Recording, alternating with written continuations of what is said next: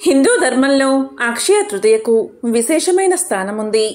అక్షయ తృతీయను విశేషమైన పర్వదినంగా హిందువులు జరుపుకుంటారు. వైశాఖ మాసంలో వచ్చే తృతీయ తిథినే అక్షయ తృతీయగా జరుపుకుంటారు.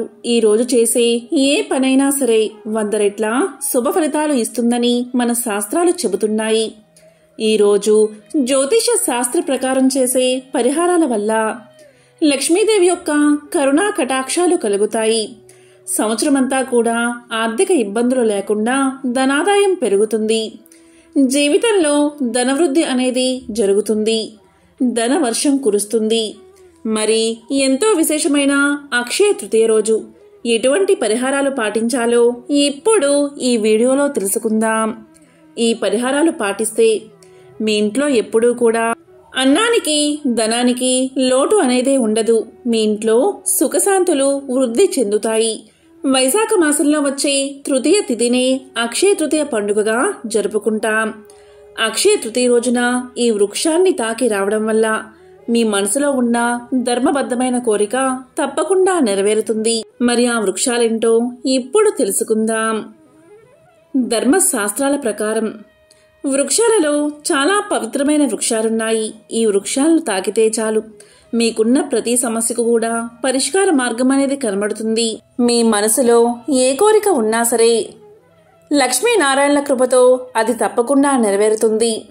మన శాస్త్రాల్లో చెప్పబడింది ఏంటి అంటే, మొక్కలు వృక్షాలలో భగవంతుడు నివాసం ఉంటాడు. పూర్వకాలంలో ఉదయాన్నే లేచిన తర్వాత ఇంటిని శుభ్రం చేసుకుని ఇంటి దగ్గరలో ఉన్న ఏదైనా పెద్ద పవిత్రమైన వృక్షాల దగ్గరకు వెళ్లి ఒక చెంబుడు నీటిని సమర్పిస్తూ ఉండేవారు.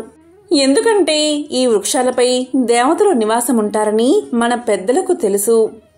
మొక్కలు వృక్షాలు అనేవి మనకు ఉచితంగా ప్రాణవాయువును ఇస్తాయి. ఎందుకంటే మనం గాలి లేకుండా మనుగడను సాగించలేం. ఈ విషయం ప్రతి ఒక్కరికి తెలుసు. ప్రతి మనిషి కూడా కార్బన్ డైఆక్సైడ్ను వదులుతూ ఉంటాడు. కార్బన్ డైఆక్సైడ్ను మొక్కలు వృక్షాలు తీసుకుని దానికి బదులుగా అవి ఆక్సిజన్ని మనకి ఇస్తూ ఉంటాయి. ఆక్సిజన్ అనేది ప్రాణవాయువు.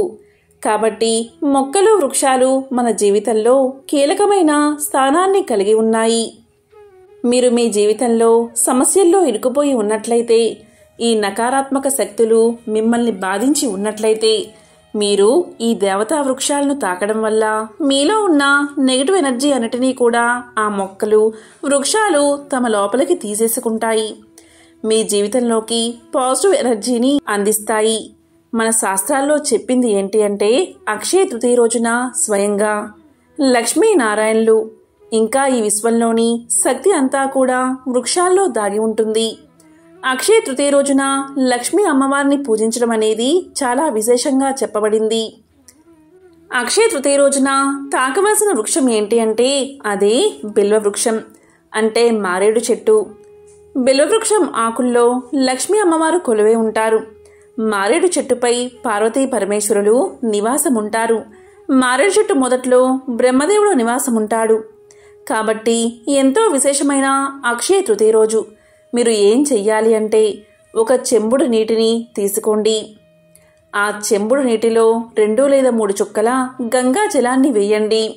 ఒకవేళ మీ దగ్గర గంగాజలం లేకపోతే ఆ చెంబుడు నీటిని చేతితో పట్టుకుని 3 సార్లు గంగా గంగా గంగా అని స్మరించండి. దాంతో ఆ జలం గంగాజలంగా మారిపోతుంది. అప్పుడు మీరు మీ ఇంటి దగ్గరలో ఉన్న ఏదో ఒక మారేడు చెట్టు దగ్గరకు వెళ్ళి ఆ నీటిని చెట్టు మొదట్లో పోయండి. 2 చేతులతో ఆ చెట్టును తాకండి. తాకి మీకు ఏదైతే సమస్య ఉందో ఆ సమస్య తొలగిపోవాలని ఆ వృక్షానికి చెప్పుకోండి. తల్లి, నాకున్న సర్వ దౌర్భాగ్యాలు అన్నీ తొలగిపోవాలి, నాకు సౌభాగ్యం కలగాలి, ధనవృద్ధి కలగాలి, సకల శుభాలు కలగాలని ఆ చెట్టుకు చెప్పుకోండి. అలా చెప్పుకుని ఇంటికి వచ్చేయండి. ఇలా చేస్తే చాలు మీ సమస్యలు తప్పకుండా తొలగిపోతాయి. అనారోగ్య సమస్యలు తొలగిపోతాయి. ధన సమస్యలు తగ్గుముఖం పడతాయి. ఎందుకంటే మారేడు చెట్టు అనేది సాక్షాత్తు మహాదేవుడి స్వరూపం. దాంట్లో లక్ష్మీ అమ్మవారు కూడా కొలువై ఉంటారు.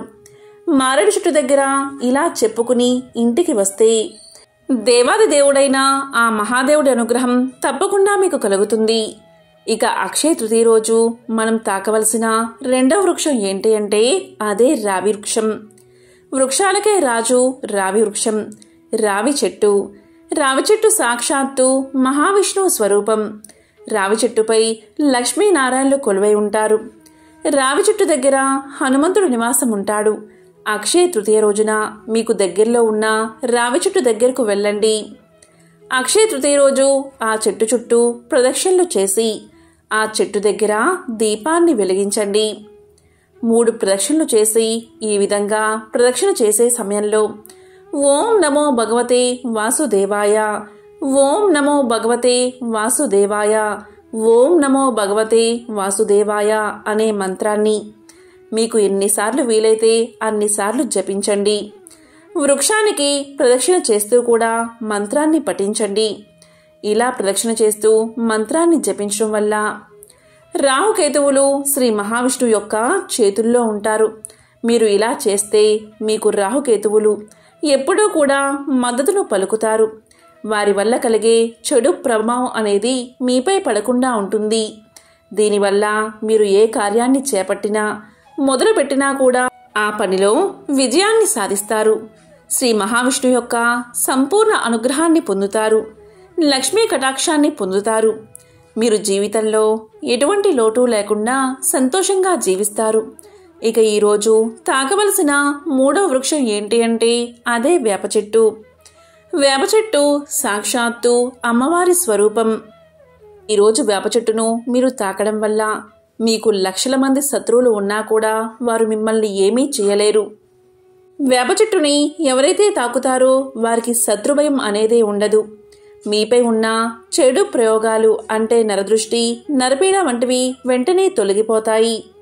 మీరు ఈరోజు వేప చెట్టును తాకి వచ్చిన తర్వాత ఇంట్లో పూజామందిరంలో తప్పకుండా దీపారాధన చెయ్యాలి. మీరు రోజు చేస్తున్నట్లుగానే పూజ చెయ్యండి. ఆఖరిగా మనం చెప్పుకునే వృక్షం ఏంటి అంటే అదే అశోక వృక్షం. ఈరోజు మీరు అశోక వృక్షం దగ్గరకు వెళ్ళినప్పుడు ఒక చెంబు నిండా ఆవు పాలు తీసుకెళ్ళండి. మీరు మిగిలిన వృక్షాల దగ్గరకు వెళ్ళినప్పుడు చెంబు నిండా శుద్ధమైన నీటిని తీసుకెళ్ళండి.